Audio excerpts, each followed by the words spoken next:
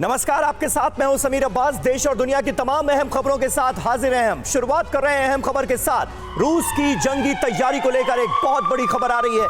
युद्ध के बीच सेना भर्ती का नियम बदलेंगे पुतिन। रूसी सेना में अब 21 से 30 साल के युवाओं की भर्ती होगी। अभी रूसी सेना में 18 से 30 साल के युवा भर्ती होते हैं, तो नियम बदले जा रहे हैं। रूसी सेना में नए सैनिकों की भर्ती 1 से 3 साल के लिए होगी, यह भी तय किया गया है।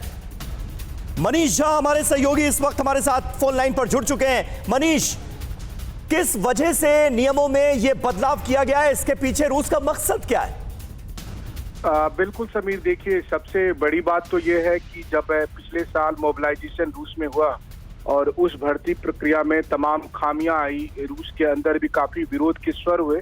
उसके बाद से ही प्रेसिडेंट पुतिन सेना की भर्ती को लेकर एक ऐसा नियम बनाना चाह रहे थे जिसमें लोग भी सेना की भर्ती को लेकर इच्छुक हो और साथ ही साथ जो खामियां हैं उन्हें दूर किया जा सके। लेकिन इस समय जब सेना की भर्ती के ये नियम आ रहे हैं तो इससे साफ तौर पर जाहिर है कि रूस का जो लक्ष्य है कि अभी मौजूदा 11 लाख की सेना को बढ़ाकर 15 लाख करना, तो 4 लाख की तो अभी भर्ती करने की प्रक्रिया शुरू हो सकती है। ये अलग बात है कि क्रेमलिन के प्रवक्ता अभी कहते हैं कि तुरंत मोबिलाइजेशन नहीं होगा, लेकिन नियम में बदलाव इस बात का संकेत है कि जल्द ही रूस में सेना की नई भर्ती का दौर शुरू हो सकता है। और इसका मतलब यह है कि रूस अपनी एक विशाल सेना के साथ लड़ाई को आगे खींचने वाला है।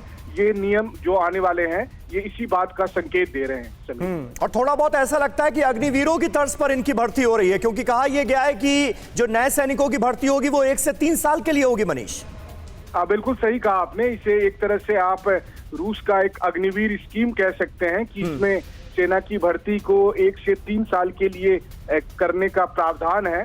और बहुत हद तक है, मुझे याद है कि जब भारत में अग्निवीर स्कीम लॉन्च हुई थी उस समय भी जो रूस के मिलिट्री ऑफिसर्स थे वो इसको लेकर बहुत चर्चा कर रहे थे। तो बहुत हद तक आप कह सकते हैं कि भारत के अग्निवीर स्कीम को भी इसमें ध्यान रखा गया होगा और उसी संदर्भ में इस नियम के में बदलाव किए जा रहे हैं। वैसे भी प्रेसिडेंट पुतिन भारत